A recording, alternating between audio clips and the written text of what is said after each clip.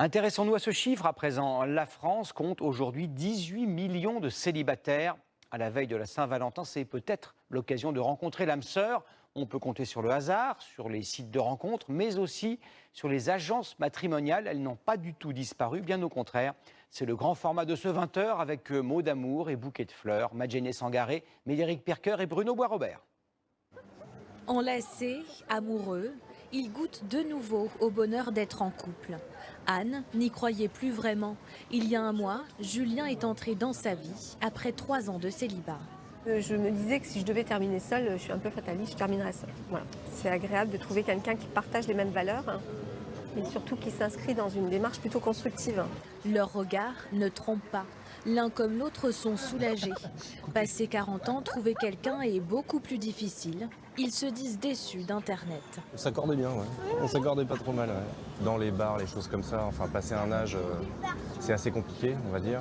Et aujourd'hui, les sites de rencontres, etc., c'est davantage pour s'amuser que pour rencontrer. Il faut y passer énormément de temps pour trouver la bonne personne, parce qu'il y a beau avoir des filtres, c'est hyper compliqué. Pour refaire leur vie, ils ont choisi de passer par une agence matrimoniale. Ces 20 dernières années, les sites de rencontres leur ont fait de l'ombre, mais loin d'avoir disparu, les agences connaissent un regain de popularité. Désormais, le terme approprié est agence de rencontre. On reçoit les personnes donc individuellement afin que les personnes ne se croisent pas. Ambiance boudoir, cadre romantique, ici pas de commerciaux, plutôt des conseillers. Elfie et David sont en couple depuis 10 ans. Ils sont eux-mêmes passés par une agence. Je voulais pas aller sur les sites et j'ai franchi le cap d'une agence sans vraiment me dire bon ça va marcher. J'ai rencontré David et c'est vrai qu'on s'est jamais quitté.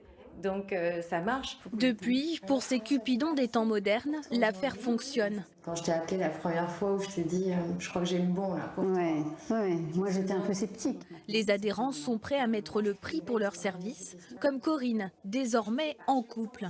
Elle a pu être accompagnée chaque semaine pendant 1 an. Ça m'est revenu à 1 700 €. Mais vous êtes satisfaite? Bien sûr, à 100%. Pour se démarquer de la centaine de sites de rencontres, cette agence mise sur les prestations. Prêt pour le relooking? Ce matin-là, David attend Fabien, un célibataire depuis 4 ans. Il lui organise un relooking et lui donne quelques conseils.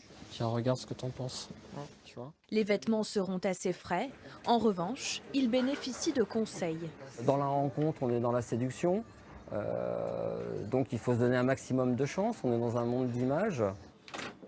Au fil des essayages, ce grand timide gagne en confiance. Bon, ben voilà, beau comme un camion, comme on dit. Hein. Et si être coaché lui permettait enfin de trouver l'amour? Là, je me trouve bien, décontracté, et tout en étant chic. Vous attendiez à faire ce genre de choses un jour? Non, pas du tout. David forme en moyenne 500 couples par an. En agence, les adhérents trouveraient l'amour dans 7 cas sur 10. Des résultats qui commencent à séduire aussi les plus jeunes.